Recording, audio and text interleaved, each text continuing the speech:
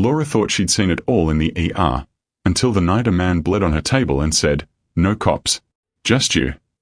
His calm was wrong, his wound too clean, and his eyes promised something she'd regret surviving. By sunrise, her apartment would be surrounded by his army. Before we jump in, I want to know, where in the world are you watching from? And what kind of story do you crave next? Drop your answer in the comments below. If stories like this grip your heart and refuse to let go, well, go ahead and hit that subscribe button. I've got another powerful story coming your way tomorrow, and trust me, you won't want to miss it.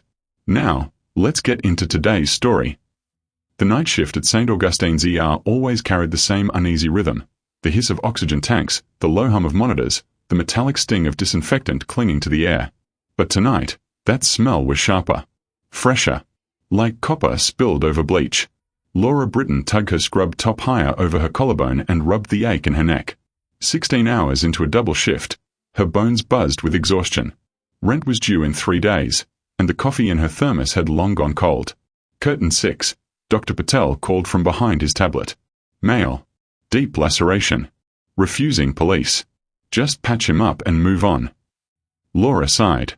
Another Friday night hero. She grabbed her kit and pushed through the overcrowded corridor, her sneakers squeaking against the waxed floor. The curtain in Bay 6 was drawn tight, odd, considering privacy was rare in this war zone of an ER. She knocked twice. "Mister." "I'm Laura, the attending nurse tonight." Silence. Then a low, accented voice drifted through the partition. "Come in." She hesitated. Something in that voice was too calm, too controlled. But duty overruled instinct. She pushed the curtain aside and froze. 3 men stood in the cramped space. 2 in tailored black coats flanked the bed like sentinels, faces unreadable. The third sat on the edge of the gurney, shirt half open, blood soaking through white cotton. His jacket, Italian leather, was folded neatly beside him. And him. He wasn't just hurt. He was composed. His gaze lifted to meet hers.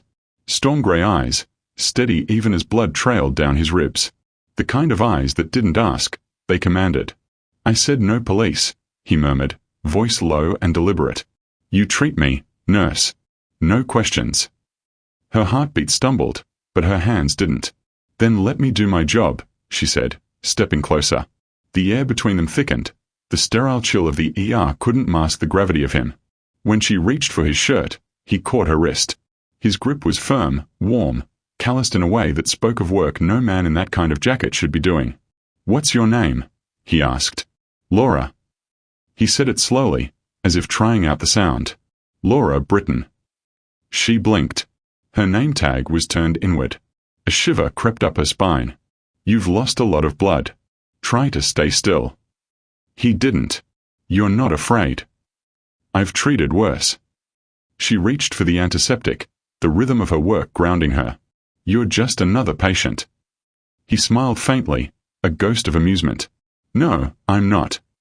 The wound was clean, precise. A knife cut, done by someone who meant business. "This will sting," she warned. He didn't flinch. His breathing stayed even, his gaze locked on her face instead of the sutures. When she finished, she said softly, "Whoever did this knew what they were doing." "So do you." His words hung in the air, unsettling in their calm certainty. Laura stepped back, her gloves streaked with red. For a moment, their eyes met again, something electric, something wrong. Then he buttoned his shirt, thanked her in a voice that felt too personal, and left before she could call security. Hours later, Laura scrubbed her hands for the 3rd time, but the smell of blood clung to her skin like memory. She tried to shake off the encounter, tried to convince herself he was just another midnight casualty. But deep down, she knew something about that man didn't fit, the way his guards watched her, the way his voice had folded her name into silence. When she finally stepped out into the grey dawn, she thought she saw a black car idling across the street. Probably paranoia. Probably. By the next night, she'd know it wasn't. The morning sunlight filtering through the blinds looked too normal, too kind, for how unsettled she felt. Laura Britton rolled over in bed, sheets tangled around her legs, and tried to chase the fog from her mind. She hadn't slept much. Every time she closed her eyes, she saw him again, the man from the ER, sitting so calmly while she stitched him up like he wasn't bleeding out, like pain was a language he spoke fluently. Those eyes, grey and still, haunted the inside of her skull. She swung her legs over the side of the bed and rubbed her temples. The small studio apartment was quiet except for the hum of her ancient refrigerator. Her cat, Biscuit, blinked lazily from the windowsill, unimpressed by her restlessness. On the counter, her phone buzzed with a flood of notifications. Missed calls, text reminders, news alerts. She ignored the first two but glanced at the last. 2 men dead in Southside shooting. Police suspect gang retaliation. Laura frowned, scrolling further. The article mentioned organized crime, whispers of a power shift in the city. She scrolled faster when she saw the name Salvatore. Not Tony, just the surname. A coincidence, she told herself. Chicago was full of Salvatores. Still, the unease wouldn't leave her chest. She made coffee, turned on the TV to drown the silence, and let the local news fill the room. They were still covering the incident. No arrests, no witnesses. A dark SUV had been spotted fleeing the scene. Her pulse quickened. Black SUVs. Just like the ones the 2 men in suits had driven. She shut the TV off. It's nothing, she told herself. Just a bad night, a stranger, a coincidence. That's all. She showered, dressed in her scrubs, and went to work. The morning commute was a blur of wet streets and gray sky. Chicago had that heavy, post-rain haze that turned everything reflective. Puddles, glass, even her own eyes in the bus window. The city's hum usually grounded her, but today it felt like background noise in someone else's life. She kept glancing at her reflection in the window, noticing shapes behind her that disappeared when she turned. At first she thought it was nerves. The more she tried to dismiss it, the stronger the feeling grew. Someone was watching. By the time she reached the hospital, she was jumpy enough that the security guard raised an eyebrow when she scanned in. "Everything okay, Laura?" he asked. "Yeah," she lied, forcing a smile. "Didn't sleep much." The day dragged. Routine cases, fractures, too much paperwork. Dr. Patel barked orders as usual. But beneath it all was that pulse of tension she couldn't shake. Once, during her lunch break, she looked out the window toward the parking lot and froze. A black SUV sat idling in the far corner, tinted windows reflecting the hospital's glass facade. When she blinked, it was gone. By the time her shift ended, exhaustion had settled into her bones again, but the unease hadn't dulled. She took the long way home, hoping movement would clear her head. It didn't. The streets were quieter than usual, and every passing car made her flinch. Her neighbor, Mrs. Duffy, peeked through her curtain and gasped. "Laura, what on earth?" "Stay inside," Laura said quickly. The next second, heavy footsteps echoed behind her. She spun, clutching her bag like a shield. A tall man in a dark coat stood at the foot of the stairs, early 40s, clean-cut, sharp features softened only by calm professionalism. "Miss Britton," he said, voice deep but steady. "My name is Marco DeLuca." Her throat went dry. "Who are you with?" He met her gaze evenly. "Mr. Salvatore requires your assistance." Her pulse stumbled. "Tony?" "Yes, He's in need of medical attention." Laura's heart thudded against her ribs. "He has a hospital. Doctors. Why me?" "He doesn't trust hospitals," Marco replied, expression unreadable. "You treated him once. He trusts you." Trust. That word hit like a strange, invisible bruise. Laura took a step back toward her door. "I'm not going anywhere with you." Marco didn't move closer. "If this were optional, I'd say so. But it's not safe for you here anymore." "Not safe." He looked past her toward the line of SUVs. "After last night, there are people asking questions. Dangerous ones." She tried to steady her breathing. "Are you threatening me?" His jaw flexed slightly. "Protecting you." Behind him, a few men stepped out of the vehicles, all dressed the same, all silent, hands clasped in front of them. The sight sent a cold wave through her. Laura weighed her options. Call the police? They'd laugh if she said a mafia convoy had surrounded her building. Run. They'd catch her before she hit the corner. Her instincts, the nurse's training that had carried her through chaos and emergencies, whispered something else. Assess the patient, then act. "What's wrong with him?" she asked finally. Marco inclined his head slightly, as if recognizing victory. "His wound's infected. He's refusing anyone else's help." She clenched her jaw. "If I come, it's to treat him. That's it." "Understood." He opened the car door and gestured politely. Her neighbors watched from behind curtains as Laura stepped inside the SUV. She caught a glimpse of her reflection in the tinted glass, pale, tense, holding herself together by sheer force of will. The door shut behind her with a final, heavy click. The ride was silent except for the muted hum of the engine. The city blurred past in streaks of gold and grey. Laura tried to count the turns, the intersections, anything that might help her remember the route, but Marco's subtle shake of the head stopped her. "Don't," he said quietly. "Don't what?" "Try to memorize the way." Her hands fisted in her lap. "That's supposed to make me feel better." "Nothing about this should make you feel better," he said, tone even. "But it will keep you alive." They drove for nearly 30 minutes, then slowed as the roads narrowed. The faint smell of lake water drifted through the vents. The air felt colder here, heavier.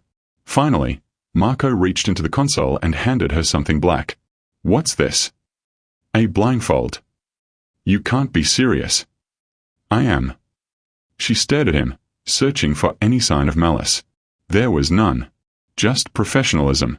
Reluctantly, she took the fabric. "If you hurt me." He cut her off. Mr. Salvatore wouldn't allow it. The blindfold slid over her eyes, plunging the world into darkness. The car turned several more times. She counted heartbeats instead of minutes, pulse loud in her ears. When the vehicle finally stopped, Marco's voice was quieter. "We are here." The door opened, and cool night air brushed her face. She heard muffled voices, the crunch of gravel under boots, the low rustle of water nearby. "Stay still," Marco murmured. She felt his hand steady her elbow as they walked a few steps forward. The air changed, colder, cleaner, like open space surrounded by stone. He stopped. "You can take it off now." Laura lifted the blindfold. The breath caught in her throat. They stood before a sprawling estate on the edge of Lake Michigan, a mansion carved in glass and marble, its lights reflecting across the black water. But it wasn't the building that froze her. It was the people.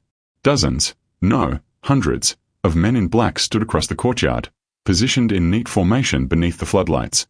The sight was silent, eerie, almost ritualistic. Every single one of them turned toward her as she stepped out. Her voice came out smaller than she meant it to. "What is this place?" Marco didn't answer directly. "You're safe now." She looked around. The guards, the gates, the high walls. "Safe?" she echoed. "You call this safe?" A figure appeared at the top of the marble stairs. Even from a distance, she recognized the posture, shoulders squared, movements deliberate despite the stiffness of injury. Tony Salvatore. The floodlights cast him in pale gold, turning the bloodstains on his shirt into muted shadows. He paused halfway down the steps, watching her like he'd expected her all along. Laura's stomach twisted. "You had your men kidnap me," she said under her breath. Tony's lips curved into something between a smirk and a wince. "Kidnap?" His voice carried easily through the cold night air. "If I wanted to kidnap you, Laura, you wouldn't have been asked." Her anger flared despite the fear. "You could have gone to a hospital. And let someone else stitch me wrong." His tone softened, almost teasing. "You've already seen my blood once. Why not twice?" The men around them didn't move or speak. Only the lake whispered against the shore, a slow rhythm that matched the pounding in her chest. Tony took another step forward. "Come inside. It's cold out here." Laura hesitated, torn between instinct and something stranger, curiosity. The part of her that wanted to understand why this man, this empire, had chosen her of all people. When she didn't move, Tony's gaze softened just slightly. "You saved me once. Let me return the favor." It wasn't a request. She followed. "If you were in Laura's place, would you go with him or run? Comment below what you'd do in that moment." The marble steps seemed endless, each one echoing like a heartbeat in the cold night air.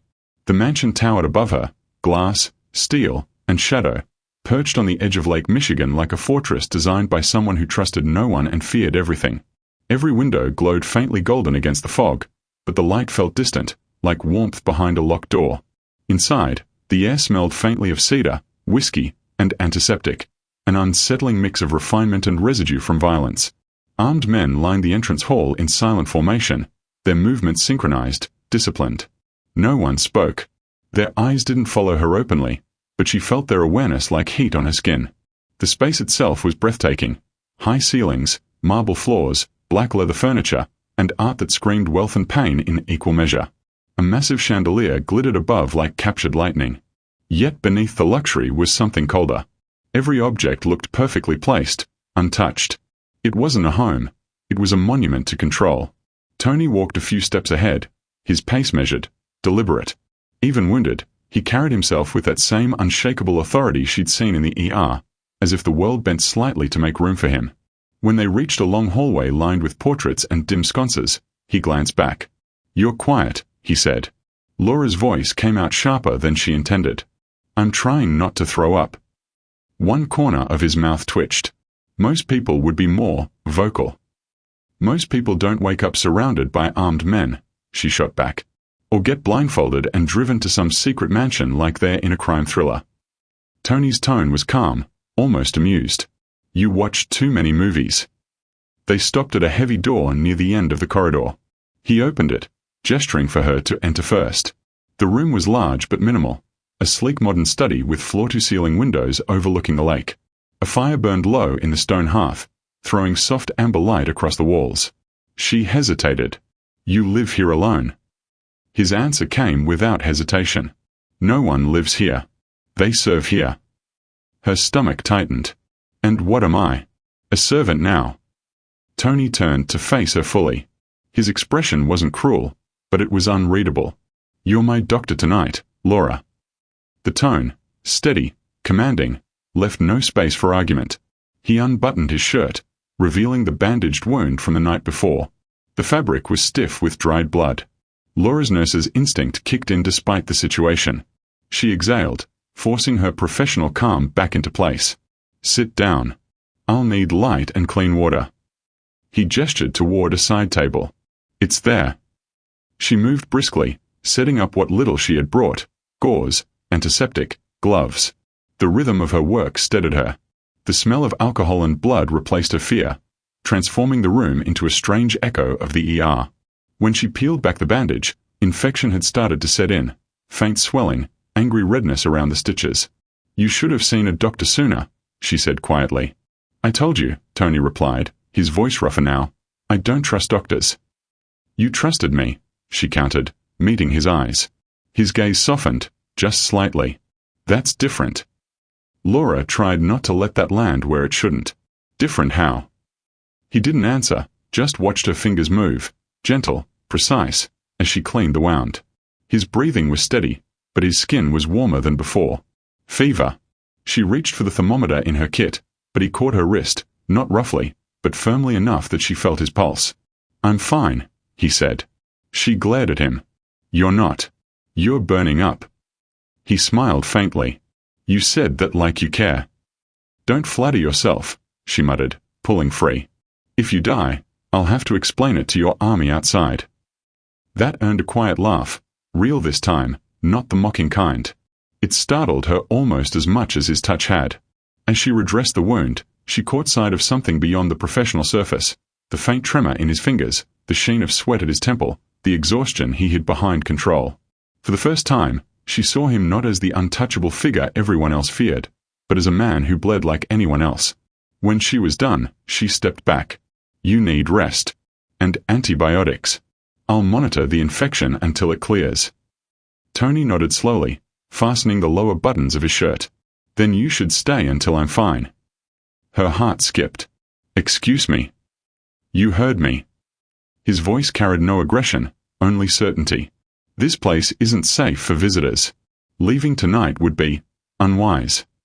She folded her arms. "Unwise or forbidden?" "Call it protected," he said. "My men have orders to ensure it." Laura let out a shaky laugh. "So now I'm a prisoner with a first aid kit." Tony met her eyes again, his tone lowering into something quieter. "I don't kidnap people I owe my life to."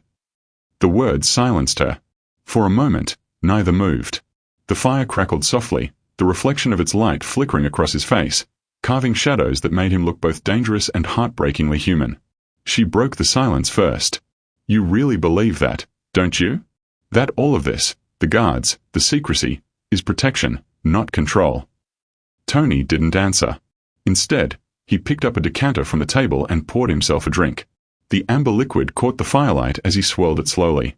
"Control is an illusion," he said. "I just prefer mine over someone else's." The reply chilled her, though part of her understood it. That need to feel safe in a world that had taken too much. Maybe that was why his presence unsettled her so deeply. He was a mirror of her own defenses, just darker, sharper, forged in violence instead of fatigue. When she didn't respond, he gestured toward a side hallway. "You'll stay in the guest room down the east wing. Marco will show you." Laura frowned. "You really think I'm going to sleep here?" "I don't think," Tony said, setting down the glass. "I decide." The sentence should have frightened her, and it did, but not for the reason she expected. There was something strangely steadying in his certainty, as if the chaos outside the mansion couldn't touch him. She gathered her things, giving him one last look. "You're impossible." "Good night, Laura." The sound of her name in his voice made her chest tighten in ways she couldn't explain. Marco appeared like a shadow from the hallway and led her through the east wing. The corridors stretched endlessly, lined with tall windows overlooking the lake. From every corner came the faint echo of footsteps, guards moving in patterns, murmuring into radios. Every one of them paused briefly as she passed, eyes dropping respectfully. "Do they always act like this?" she whispered. Marco glanced at her. "Like what?" "Like he's a god." Marco's mouth twitched, not quite a smile. "To some, he is." The answer chilled her more than the night air drifting in through the glass. They stopped at a set of double doors. The guest room inside was larger than her entire apartment. Warm lighting, plush furniture, silk sheets. It should have been comforting. Instead, it felt like a cage wrapped in luxury. Marco stood at the threshold. "There's security outside your door. For your protection." Laura sighed. "Of course there is. If you need anything, press the intercom by the bed." He turned to leave, but she stopped him. "Marco, does he ever sleep?" The man hesitated, eyes distant. "Not much," he said finally. "Not since his father died." Before she could ask more, he left, the door closing softly behind him. Alone at last, Laura exhaled and sank onto the edge of the bed. The mattress was soft, absurdly so, and the room smelled faintly of lavender and something else, the clean sterility of wealth. She pressed a hand to her chest, feeling her own pulse still racing. She told herself she should be angry, terrified, desperate to leave. But underneath all of it was something far more dangerous: curiosity. Who was Tony Salvatore, really? The ruthless name whispered in the city's underbelly, or the man who flinched under her hands like he hadn't been touched in years? She stood and crossed to the window. Outside, fog rolled in from the lake, thick and silver under the moonlight. Through it, she could make out dark figures moving along the perimeter, dozens of guards patrolling the estate's edge, rifles glinting faintly in the mist. Their discipline was unnerving. They moved like ghosts, in sync, protecting something, or someone, they believed in without question. Laura hugged her arms around herself. Somewhere inside that mansion, the man she had met in the ER, the man whose life she'd saved, was now the center of an empire that could swallow her whole. And yet, despite every instinct screaming to run, she found herself whispering into the fog, almost against her will.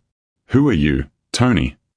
If you were Laura, would you stay the night in that mansion, or try to escape into the fog? Tell me what you'd do below."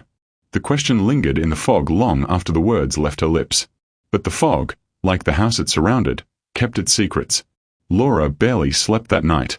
Every creak of the old mansion sounded like a whisper, every shadow a reminder that she was far from her world of sterile hallways and buzzing hospital lights.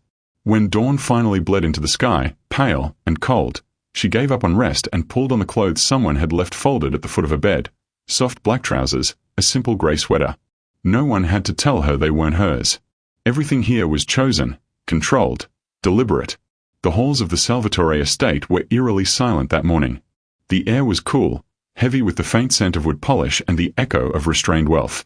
As she wandered, she passed tall windows overlooking the lake, glass as smooth as armor, and oil paintings whose eyes seemed to follow her. Her steps slowed when she reached a long corridor lined with photographs. Not paintings, not art curated to impress, real photos. Black and white frames of men in sharp suits shaking hands, vintage cars, crowded family gatherings. But one image stopped her completely. A teenage boy, about 17, standing beside an older man who had the same storm-grey eyes and dignified jawline as Tony. The father's hand rested on the boy's shoulder, proud and protective. The caption at the bottom read in faint gold script, Salvatore and Son, 1998. The boy, Tony, was smiling. Not the cold, razor-edged smirk she'd seen last night, but something open, unguarded. That smile hit her like a punch to the chest. She didn't know why she whispered it aloud, but she did. "What happened to you?" "Life," came a voice behind her. "Laura Spoon, startled." Tony stood a few steps away, dressed in a crisp black shirt, sleeves rolled up to his forearms. Even in daylight, he carried the same aura of quiet danger, but softened now by fatigue. His wound had paled him, his hair slightly disheveled, making him look almost human. "You move quietly," she said, pressing a hand to her chest. "I make a habit of it." His tone was unreadable as he stepped beside her, following her gaze to the photograph. For a moment, he said nothing. Then, "My father built everything you see here. Brick by brick. Rule by rule." "And you inherited it," Laura said. His jaw tightened. "I inherited his enemies." Something in his voice, a controlled fracture, told her that was as close to vulnerability as he got. She turned back to the photograph. "He looks proud of you." Tony's lips curved slightly, but it wasn't a smile. He was. Until the night they put 2 bullets in his chest and called it business. Laura's throat constricted. She didn't know what to say. The silence that followed was thick with ghosts. When he finally turned to her, his eyes had regained their guarded edge. "You shouldn't wander alone here. The men are trained to react before they ask." "React to what?" she asked. "A nurse with a stethoscope." "To anything unfamiliar," he said simply. "They protect what's mine." Laura crossed her arms. "Am I part of that, too? What's yours?" For a brief second, something flickered in his eyes, surprise, then amusement. "You're not easily intimidated, are you?" "Not anymore," she said quietly. "Not after last night." He studied her face for a moment, then motioned toward a side door. "Come. Eat something. You look like you haven't in days." The dining room was large enough to host a small army. A long glass table stretched between towering windows overlooking the mist-covered lake. The silence was broken only by the sound of distant waves slapping against the shore. Tony sat at the head of the table, and Laura hesitated before taking the seat nearest him. A server appeared wordlessly, placing a tray of coffee, eggs, and fruit before her. She murmured a thank you, but the man only nodded and disappeared as quickly as he came. "Do they ever talk?" she asked. Tony poured himself a cup of coffee. "Only when necessary." Their eyes locked. The anger that had fueled her heartbeat shifted, transformed into something raw and magnetic. "You shouldn't be here," he murmured. "Then let me go." He shook his head slowly. "I can't." She laughed bitterly. "Because you need me to keep you alive." His answer was almost a whisper. "Because I don't want you to die for it." The confession struck her like a blow, not just because of what he said, but how he said it. Not with dominance or arrogance, but quiet conviction. A man who'd built walls of iron around himself now letting her glimpse the wound underneath. When he reached out, she didn't step back. His hand closed gently around her wrist, the same touch, the same spot as the night in the ER. The warmth of his skin bled through hers, grounding and disorienting at once. "You're safe here," he said softly. The words should have comforted her, but instead, they wrapped around her like silk and steel, beautiful, binding, and impossible to escape. Her pulse thudded against his fingertips. "Safe," she repeated.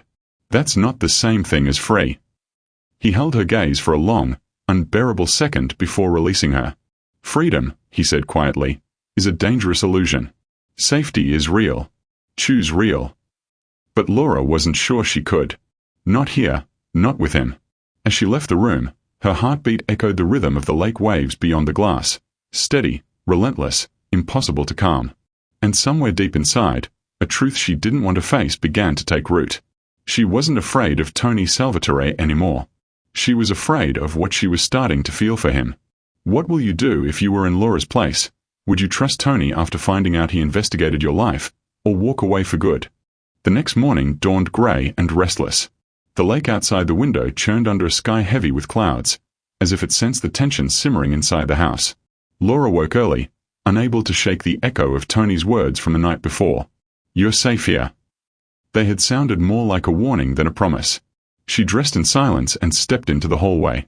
The air smelled faintly of gun oil and espresso, the scent of men who never slept. Outside her door, one of Tony's guards nodded as she passed, his expression unreadable behind dark sunglasses. She still didn't know any of their names, only that they moved like shadows and spoke in clipped Italian murmurs that carried authority but no warmth. In the kitchen, Marco was already there, talking low into a phone. His voice was sharp, urgent. When he saw Laura enter, he quickly ended the call. "Morning," he said, though his eyes didn't match the casual tone. "Tony's waiting in the East Wing." She frowned. For what? His fever? Something like that. There was a nervous energy in the room, an invisible current humming beneath every movement. Even the staff looked uneasy, glances exchanged, hands fidgeting, whispers breaking like static. As she approached the East Wing, she noticed the heavy steel door slightly ajar. The one Tony had said was off-limits.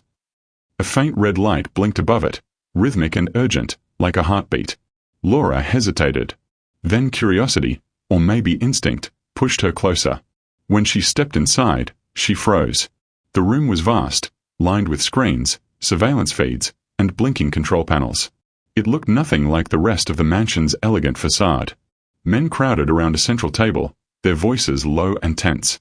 On the table lay her medical bag, the one she'd brought from the hospital. Marco stood beside it, a small black device pinched between two gloved fingers. Tony's voice cut through the noise. "Turn it off." The room fell silent. Laura's heart lurched. "What's going on?" No one answered her. The guard holding the device set it down carefully, as though it might explode. Tony's storm-gray eyes lifted to hers, cold, calculating, and, for the first time, uncertain. "Where did you get this?" he asked quietly. She blinked. "Get what?" He nodded toward the small device. It was the size of a button, smooth and metallic, a faint red light pulsing at its center. "I don't, that's my kit," she said, confusion bleeding into fear. "It's from the ER. I use it every shift." Marco's jaw tightened. "You brought it here." "Of course I did. It's my medical bag. It has my instruments, medication, everything I need." "Everything you need to lead them here," another guard interrupted. Her breath caught. "What are you talking about?" Tony's gaze didn't leave her face. "That's a tracker, Laura." The words hit her like ice water.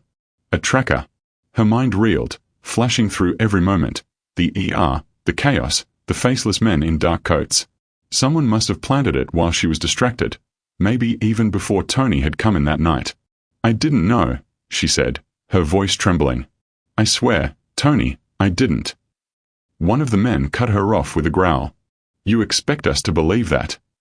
Tony's tone dropped, low and lethal. "Enough." The room fell silent again. He stepped closer to Laura, his expression unreadable. "She didn't know," he said. "If she did, she wouldn't still be standing here." Marco shot him a look. "Boss, we can't be sure." "I said she didn't know." Tony's voice was calm, but the steel underneath it left no room for debate. Still, Laura could feel the distrust in the air, heavy, suffocating. Every eye in the room pinned her like a target. Her voice shook.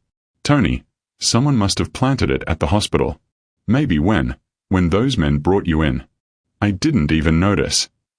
Tony held up a hand, silencing her. He turned to the nearest technician. "How long has it been active?"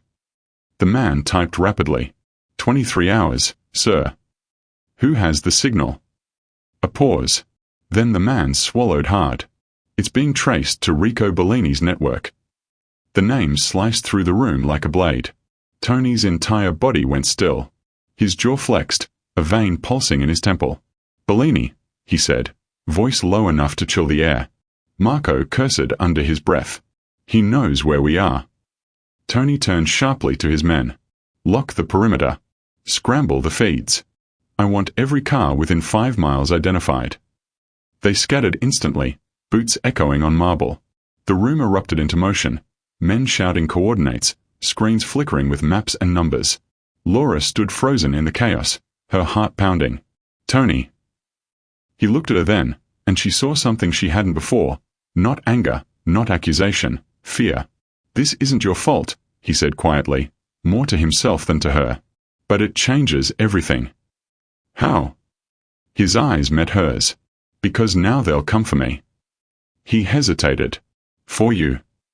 The words sank in slowly, like poison. "For me," she repeated. "Why would they come for me?" "Because you're leverage," Marco said grimly, re-entering the room. "And Bellini loves leverage." Tony shot him a glare, but Marco didn't flinch. Laura's pulse thundered in her ears. "I don't understand. Why me? I didn't do anything." Tony turned away, running a hand through his hair. "That's exactly why. You were in the wrong place at the wrong time. Now they think you matter." "I don't matter to them." He faced her again, eyes dark as the storm rolling over the lake. "You matter to me. And that's enough." The room fell silent again. His men exchanged quick glances, but no one dared speak. Laura swallowed hard, the weight of his words pressing against her ribs. "So what happens now?" "We prepare," Tony said. "Because when Bellini realizes his little tracker went dark, he'll send men to finish the job." He turned to Marco. "Move her to the West Wing. No one enters without my permission. If anyone does." "I know," Marco said. "They don't leave." Tony nodded once. "Good." He started toward the door, but Laura caught his arm. "Tony, wait." He stopped, turning back. "You're blaming yourself," she said quietly. "Don't." A flicker of pain crossed his face, so brief she almost missed it. "You shouldn't have been dragged into this," he murmured. "I promised you safety." "And now?" His expression hardened again. "Now I have to earn it." By evening, the mansion no longer felt like a sanctuary. It was a fortress.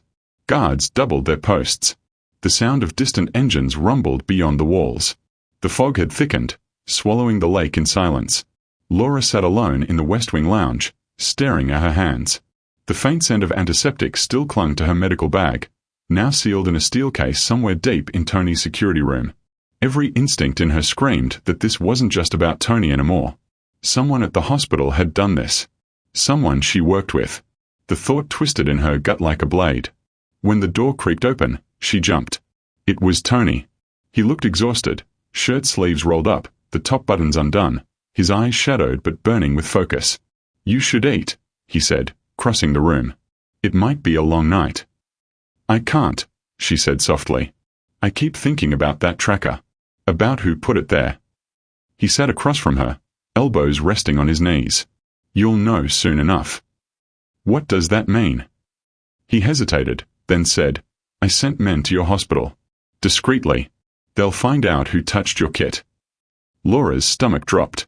"You sent men where I work." "I can't afford not to," he said. "Bellini's already moving. My sources say his crew's been spotted near South Shore." "That's close."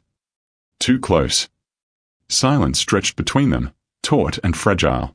Then Tony's composure cracked just slightly. "You understand what this means, don't you?" She met his gaze. "That I put you in danger." He shook his head. "That they're not after me anymore. They're after you." The realization hit like ice. "Because they think I'm important," he finished. "They think you're the key to me." Her pulse quickened. "But I'm not." "You are now." The words carried the weight of inevitability. She stared at him, the world narrowing to the space between them. The faint hum of electronics, the distant murmur of guards outside, the rhythmic beat of her heart. "Then what do we do?" Tony leaned back, his expression unreadable. "We make sure they never reach you." "And if they do?" He looked at her, and for the first time, there was no bravado in his voice, only a cold, unwavering truth.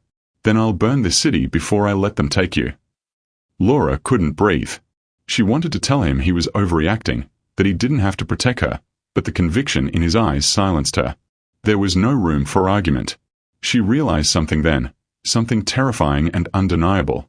She wasn't just collateral in Tony's war. She was the bait. And the wolves were already circling. If you discovered someone planted a tracker on you and a dangerous man vowed to protect you, would you trust him or run? The first sign of it wasn't the gunfire. It was the silence. the kind that presses down on a place before everything breaks. Laura stood near the wide windows of the West Wing, watching the fog roll in from the lake, thick and low, swallowing the grounds in shifting shadows. Even the guards seemed uneasy. Their voices were quiet, movements sharp and restless. The air tasted of storm and iron. Tony hadn't spoken to her since the briefing hours earlier. He'd been on the phone, barking orders in Italian, his tone like flint against steel. Men poured through the gates in black SUVs, moving with military precision. The mansion, once echoing with polished calm, had transformed into a fortress. Floodlights cut through the mist outside, sweeping over the trees and shoreline. Laura could see figures in tactical gear, rifles gleaming under the cold beams. She hugged herself, unease curling through her stomach. The night was too still, too heavy. Somewhere deep inside, instinct whispered what logic didn't want to hear. This wasn't just preparation. This was anticipation. When she finally found Tony, he was in the control room again, surrounded by screens showing every inch of the estate. His sleeves were rolled up, shirt stained at the collar with exhaustion. The wound on his side had reopened.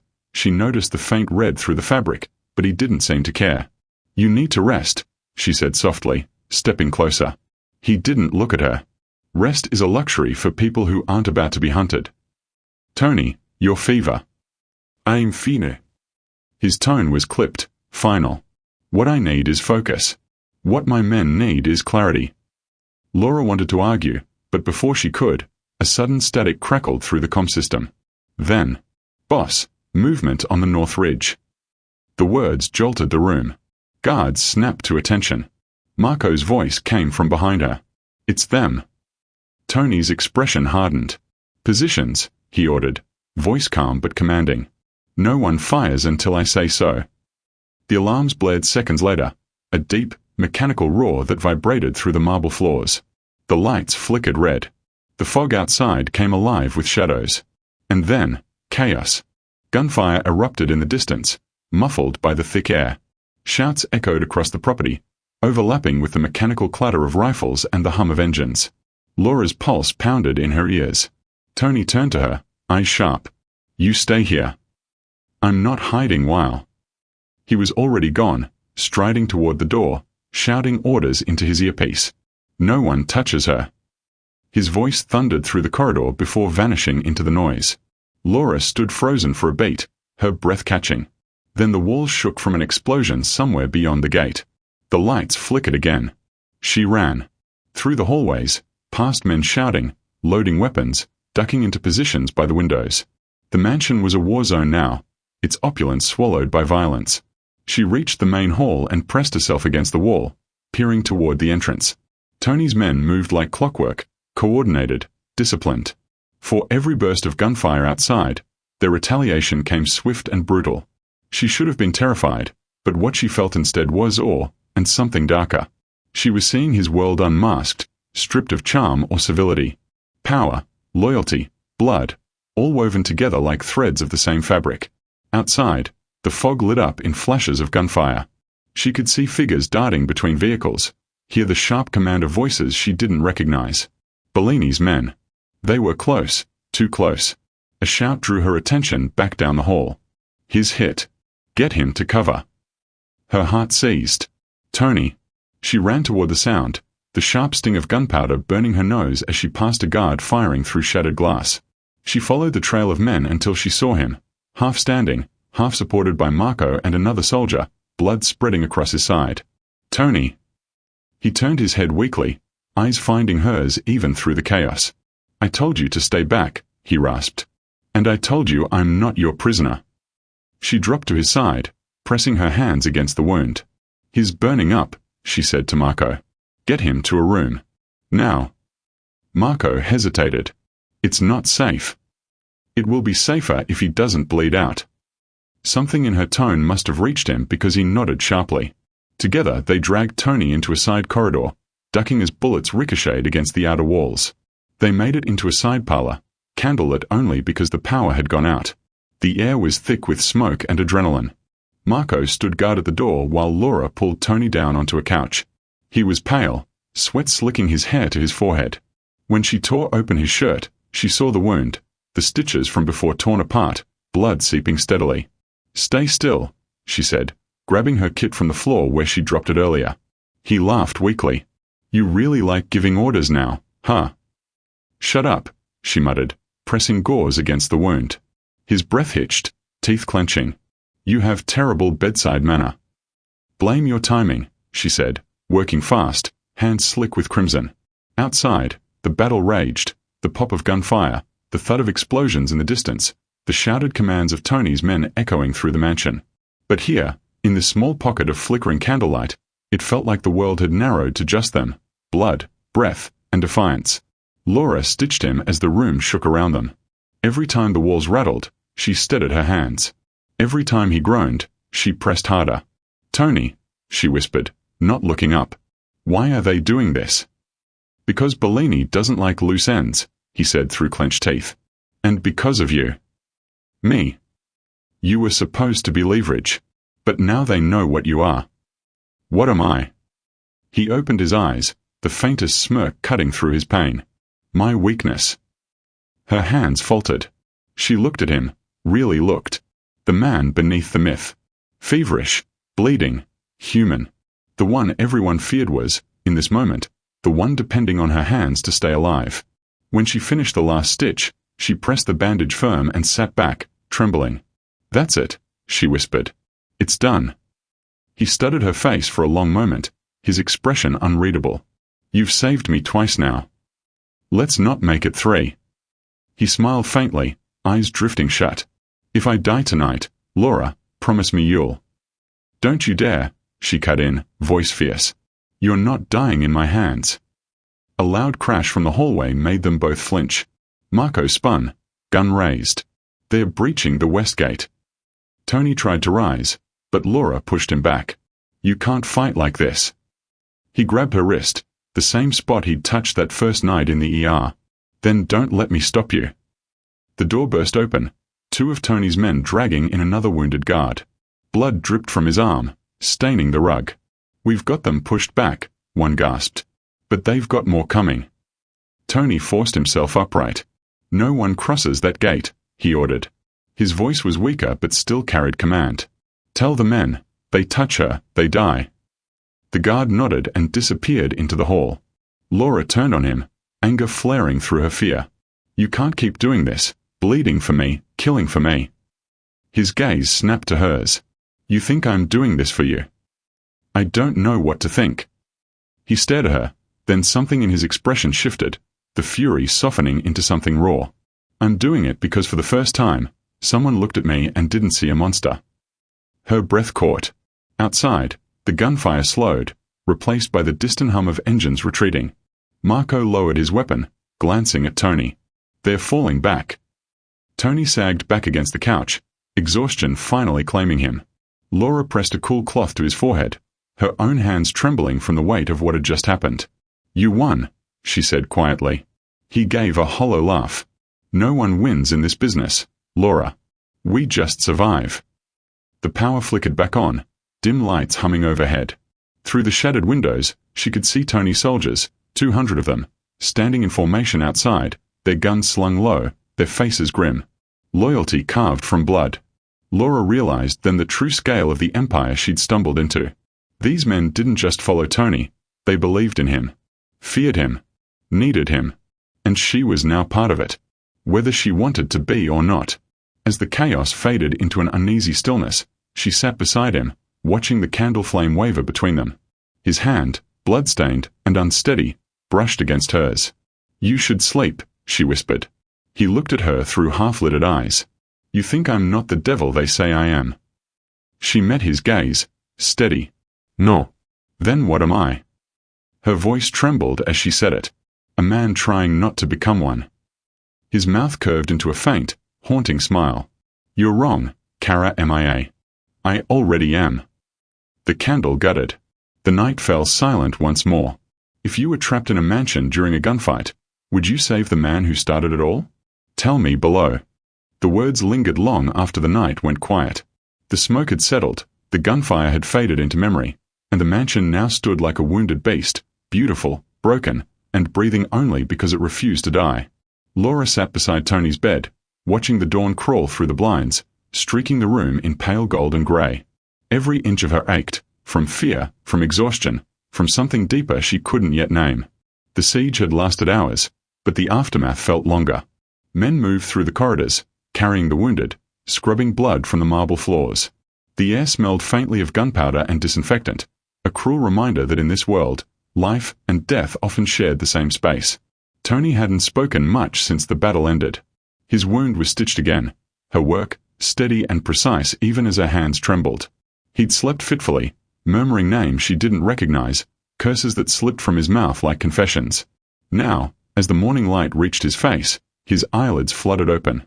"You stayed," he murmured, voice hoarse. "I wasn't going to let you die," she said softly. A faint smile tugged at his lips.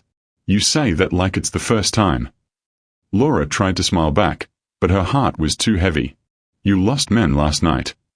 He turned his head, gaze drifting toward the window. "Men are always lost. Some to bullets. Some to loyalty." "Doesn't it ever stop?" she asked quietly. He didn't answer immediately. Instead, he reached for the glass of water on the nightstand. His hand shook, and she moved to steady it. The touch startled him, not because of the gesture, but because it was gentle. When he finally spoke, his voice was different, lower, more fragile. "You asked me once why Bellini wanted me dead." Laura nodded, her pulse quickening. "You said it didn't matter." "It didn't then. It does now." He sat up slowly, wincing as the stitches pulled. "My father was a builder, not of walls, but of men. He believed in loyalty, in respect. He was everything this city needed but never deserved." She watched him carefully. "What happened to him?" Tony's jaw tightened. "Bellini happened. My father refused to deal in drugs. Said it poisoned families. Bellini saw that as weakness. He sent a message, one that I found when I was 17. The silence stretched, heavy and merciless. Laura swallowed hard. "What kind of message?" Tony's gaze went distant. "They left him in the street, in front of our house. My mother tried to cover his body before the neighbors saw." His voice cracked, barely audible now. She was gone by morning. Couldn't live with what she'd seen. Laura's throat tightened. She wanted to reach for him but hesitated, afraid that any touch might undo him, or her. "I'm sorry," she whispered. He gave a small, bitter laugh. "Don't be. That was the day I learned what mercy costs. And how power keeps you alive. So that's why you built this." She gestured toward the mansion, the armed guards, the world of control he'd wrapped himself in. "To avenge him. To make sure no one could ever touch me the way they touched him." He looked at her then, the storm in his eyes softer now, almost pleading. "Every man I've killed, every deal I've made, it all started there. With his blood on the pavement." Laura's heart twisted. "You can't build peace on corpses, Tony." His expression hardened. "You think I don't know that? Then stop." He laughed, sharp, humorless. "It's not that simple." "It is. You just don't want it to be." He stared at her for a long time, and in the silence that followed, the distance between them shrank. "You talk like someone who's never lost everything," he said finally. "I have," she said quietly. "My brother. A drunk driver hit him 2 blocks from our house. The man who did it walked away. No charges, no remorse. I wanted revenge too. I thought about it every day. But I didn't do it. Because if I had, I'd still be standing in that same street, just like you." Her words hit him harder than any bullet. His face tightened, jaw clenching as if holding back something he didn't want her to see. "You think you understand me?" "I don't. But I understand pain." He leaned forward, voice low, almost a whisper. "You unsettle me, Laura. You make me feel something I thought I buried with him." Her chest constricted. "Tony." "When I look at you," he continued, his tone quiet but charged, "I see everything I can't have. The life I should have lived. The peace I traded for power." She shook her head. "You can still have it." He gave her a sad smile. "Not in this world. In this world, peace is a myth, and love is a weakness." "Then maybe it's time you start believing in myths." The air between them shifted, the kind of stillness that hums before a storm, not outside but inside the chest. Laura didn't realize how close they'd moved until she felt his breath against her cheek. You should hate me, he said softly. Everything I've done, everything I am, should disgust you. It does, she whispered. But it's not that simple. His hand reached for hers, calloused fingers tracing the back of her palm. The gesture was small, almost hesitant, like a man learning to touch something fragile for the first time. I don't know how to stop, he murmured. Then let me show you, she said. For a long moment, neither of them moved. The room was a cocoon of dim light and silence, the only sound the rhythmic crash of waves against the shore outside. Then slowly, deliberately, Tony reached up and cupped her face. The touch was gentle, reverent, so at odds with everything she knew about him that her breath caught. His thumb brushed the corner of her lip, and she closed her eyes, her pulse racing beneath her skin. When their lips met, it wasn't the desperate, reckless thing she expected. It was slow, searching, almost uncertain, the kind of kiss that felt like a confession. His hand slid to the back of her neck, drawing her closer, and for the first time, Laura didn't fight it. She didn't think about danger or morality or the line she was crossing. She just let herself feel. Because despite everything, despite the fear, she'd already fallen. When they broke apart, her forehead rested against his. Their breaths mingled in the quiet, heavy and uneven. This is wrong, she whispered. I know, he said. That's why it feels real. She wanted to argue, to remind him that his world was soaked in blood, that nothing good could grow here, but she couldn't. Because somewhere deep down, a small, reckless part of her believed him. Outside, the first rays of sunlight bled through the clouds, painting the room in gold. Tony's eyes caught the light, the grey turning almost silver. For once, he didn't look like the devil the city feared. He looked human. Tired. Haunted. I should go, she said finally, though her voice betrayed her. He brushed his thumb across her cheek. You won't. And she didn't. Because even as her mind screamed to run, her body stayed rooted, her heart traitorously softening toward the one man she should have feared. The silence that followed wasn't peaceful. It was dangerous. Because in it, she realized the truth, the one that terrified her more than the gunfire, more than the darkness outside. She wasn't afraid of Tony Salvatore anymore. She was afraid of what he made her feel. Would you forgive someone who's done terrible things if you saw the pain behind their power? Share your thoughts below. 3 days passed before the world began to breathe again.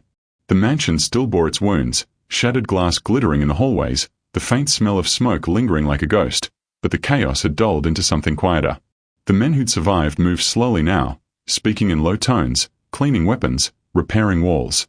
The rhythm of violence had been replaced by the heavy hush that follows it. Laura moved among them like an unexpected ghost of peace. She carried gauze, antiseptic, bandages. The same men who once looked at her with suspicion now stood when she entered, nodding respectfully. They called her Signorina, their voices softened when she passed. In their eyes, she wasn't just the woman who had saved their boss, she was the woman who had stayed. She didn't feel like either. She only felt tired. In the small medical room she turned into a makeshift infirmary. She tied off a fresh set of stitches on a young guard's shoulder. Keep it clean, she said, cutting the thread. You'll be fine in a week. He smiled nervously. Grazie, signorina. She nodded and moved to the next patient. Her hands were steady, but her thoughts kept drifting upstairs, to Tony. He hadn't left his office since the siege ended. When she caught glimpses of him, he looked carved from shadow, quiet, contemplative, the weight of something pressing hard behind his eyes. That evening, Marco came to her. His face was pale, voice clipped. He wants you upstairs. Laura set down the bandages. What happened?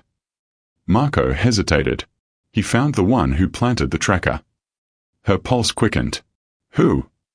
A man named Franco, one of ours. Bellini paid him to slip it into your kit. He confessed. And Tony? She asked carefully. Marco looked away. He's deciding what to do. The air seemed to grow heavier.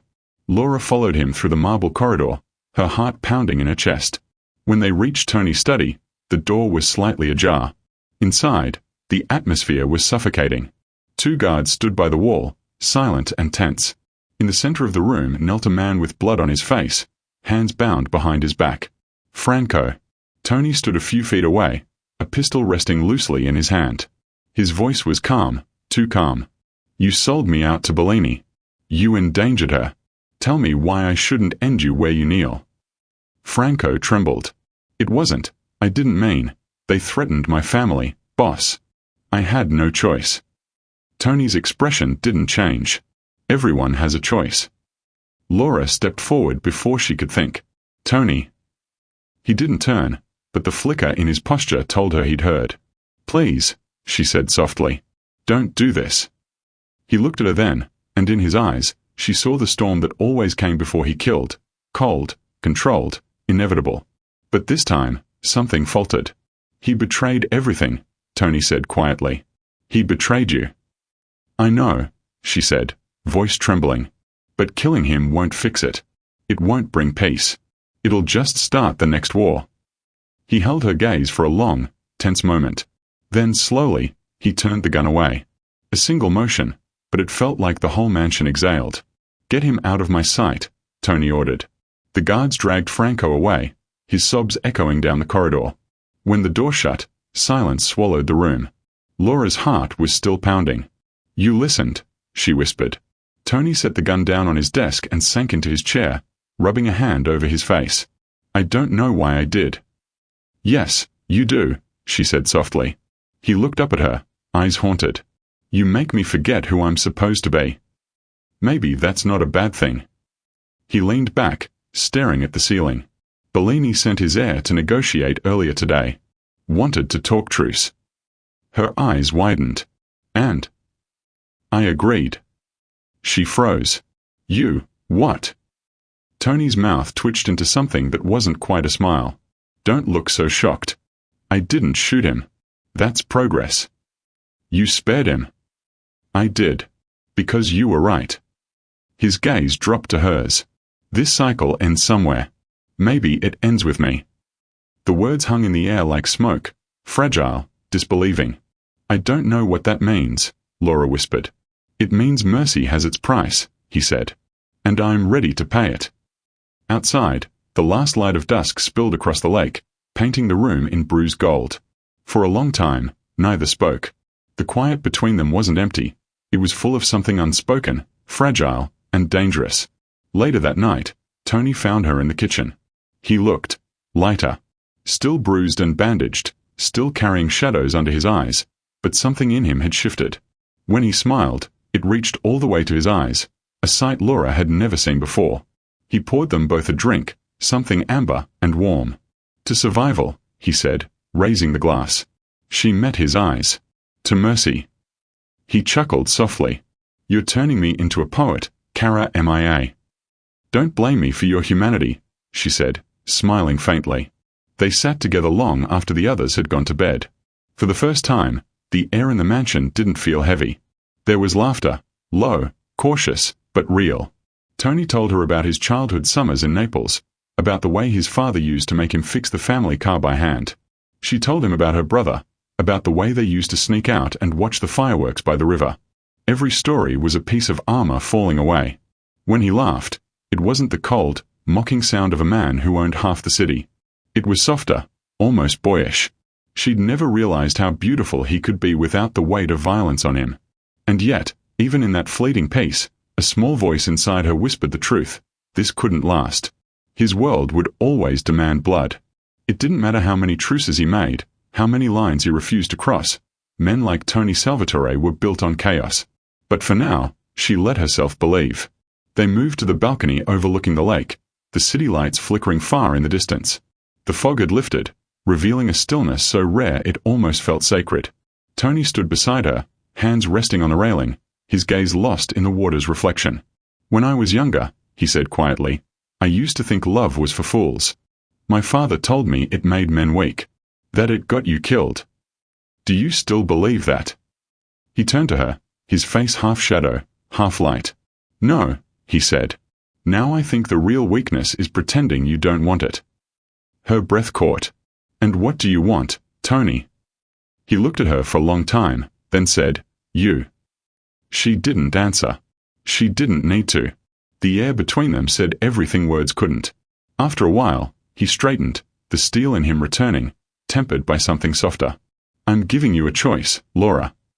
Her chest tightened. What kind of choice? If you walk away, he said slowly, I won't follow. You can go back to your life. No guards. No fear. No me. She swallowed hard, already knowing the other option. And if I stay? His gaze locked with hers. Then you stay mine. The words were neither a threat nor a promise. They were something deeper, something that bound and broke at once. Laura looked away, her pulse thundering. The city lights shimmered across the lake, their reflections trembling like fragile dreams. Freedom or loyalty? Safety or love? Light or darkness? For the first time since she'd met him, Tony wasn't trying to control her decision. He wasn't the man who commanded. He was the man who waited. She didn't answer. Not yet. Instead, she turned toward him, her hand brushing his as the wind shifted around them. I don't know what I'll choose, she admitted. Tony smiled faintly. You already have. He stepped closer, the scent of smoke and whiskey lingering between them. His voice was low, almost tender. Whatever happens after tonight, remember this. You saved me, Laura Britton. From a world I didn't know how to leave. Her throat tightened, words trapped behind emotion. And you ruined me for the one I came from. They stood there as the night deepened, the sound of the waves whispering against the shore. For once, there were no orders, no blood, no pretense. Just two people who had found something impossible in a place built on everything cruel. Tomorrow, it might all crumble again. But tonight, it felt like hope. Would you choose peace and freedom, or loyalty and dangerous love? Tell me what your heart would decide below. That night stretched into morning, and morning into a quiet that Laura hadn't known in weeks. By the time she left the mansion, the air smelled like rain, soft and cleansing, the way spring sometimes tries to forgive winter. Marco drove her back to the city in silence, the road unfolding through a veil of fog that blurred the edges of the skyline. When the car stopped in front of her apartment building, Laura hesitated before stepping out. For a long moment, she just sat there, her hands folded in her lap, watching the city she once called hers. It looked smaller now, muted, almost fragile. Chicago's noise, which used to comfort her, felt distant, like she'd stepped out of a dream only to find the world too quiet to believe. Will he be all right? She asked softly, her gaze fixed on the reflection of headlights in the puddles. Marco's answer came after a pause. He always is. That was all he said before driving away. Laura climbed the narrow staircase to her apartment, keys cold in her hand. Inside, everything was exactly as she'd left it. The unmade bed, the half-empty mug of coffee, the plant wilting by the window. It should have felt like home, but it didn't. The walls seemed to hum with absence, as if the space remembered she'd once lived louder, even if that life was full of danger. 4 days, she tried to fall back into routine. She went back to the hospital, clocked in, smiled when people asked where she'd been. She treated patients with steady hands and a heart that no longer felt entirely hers. At night, she'd stand by her window, staring at the streetlights flickering against the damp asphalt, listening for engines that never came. But she couldn't shake the feeling that she wasn't alone. Sometimes, when she walked home after her shift, she caught glimpses, dark SUVs parked too long at corners, silhouettes shifting behind tinted glass. The first time, it made her tense. The second, it made her safe. Because deep down, she knew. Tony hadn't let her go completely. He'd made her a promise. If you walk away, I won't follow. He hadn't said anything about watching. One evening, as she checked her mailbox, her fingers brushed against something smooth and heavy. A sealed envelope, cream-colored, her name written in sharp, slanted ink. Her heart stuttered before her mind caught up. She knew that handwriting. Inside, a single folded page. Laura, you saved my life twice. This time, I'll save yours, from this world, if you want it. No that. No fear. Just a clean slate. If you ever decide you're done pretending you belong there, I'll know. T. Her hand trembled as she read it again, slower this time. There was no address, no number, no signature beyond the initial. Just the echo of his presence between each word. She pressed the paper against her chest, exhaling a shaky breath. She should have felt free. This was what she wanted, wasn't it? A way out. A clean slate. But freedom, she realized, could feel a lot like loneliness. Days turned into a week. The letter stayed on her nightstand, edges softening from the number of times she unfolded it. She tried to move on, she really did, but every sound outside made her heart jump. Every shadow across the street made her pulse race. One night, after another long shift, she sat by her window with the city lights flickering beyond the glass. The rain had returned, tapping softly against the pane like restless fingers. Sleep wouldn't come. Her mind kept replaying that final moment on the balcony. His eyes, his voice, the way he said, "You stay mine." She closed her eyes, but the silence was too loud. Then, faintly, she heard it. The low hum of engines in the distance, smooth, synchronized, unmistakable. Her breath caught. Laura rose, crossing to the window. Through the Rain Street glass, she saw them, black SUVs lining her street, headlights glowing through the mist. Not moving. Not honking. Just waiting. Her phone buzzed on the table. For a moment, she couldn't move.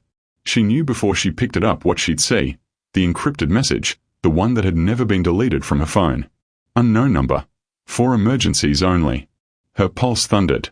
Her fingers hovered over the screen, frozen between two worlds, the safe, grey life she'd known and the dangerous, vivid one she tasted. She thought of his voice, that mixture of command and quiet vulnerability. She thought of how his hand felt when it brushed hers, steady even when his world burned around them. She thought of what he'd said, "You saved me from a world I didn't know how to leave." Maybe she hadn't left it either. Her thumbs trembled as she typed. One word. "Laura, come." She stared at the screen, her heart racing in her chest. For a few seconds, nothing happened. Then, outside, engines stirred to life. She didn't wait. She grabbed her red sweater, the one she'd worn that first night at the hospital, the one stained faintly with memory, and slipped it on. The fabric hugged her like an echo of everything she'd fought and felt. Down the stairs, out the door, into the cool breath of night. The air was thick with fog, headlights cutting pale ribbons through the mist. The SUVs were lined neatly along the street, silent sentinels against the hum of the city.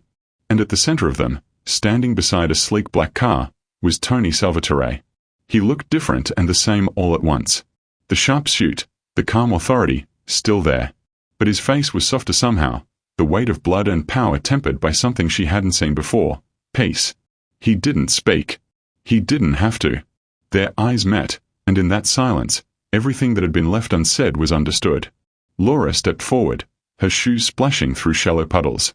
The air between them thickened, the world narrowing to just the two of them, the nurse who'd once bandaged his wounds, and the man who'd taught her that danger could sometimes feel like home. When she reached him, he didn't smile, but his gaze softened. "You shouldn't have called me," he said quietly. She took a breath, steadying her voice. "I didn't." He frowned slightly, confused. "I called us," she said. "Whatever this is." For the first time, Tony's composure cracked, a flicker of surprise, maybe even relief. He stepped closer, the faintest curve touching his lips. "You realize what you're walking into?" She nodded. "I've already been there." The fog swirled around them, headlights painting halos of gold and white through the mist. Behind Tony, his men stood silent, watchful, loyal as ever, 200 shadows bound to his command. Laura looked past them, to the city she'd tried to return to. The hospital. The quiet. The emptiness. Then she looked back at him, and for the first time, the choice didn't feel impossible. He extended his hand, steady, sure, waiting. And she took it. No words. No promises.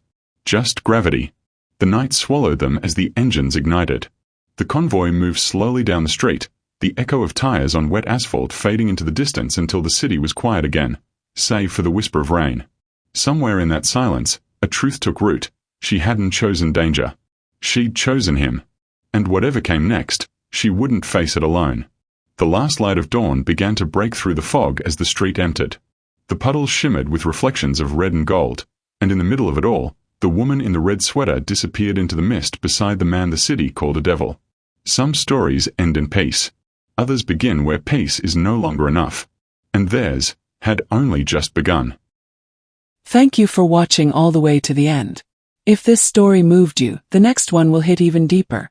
It's more gripping, more unexpected, and waiting for you right now. Don't hesitate. Click the video on your screen, and I'll see you in the next story.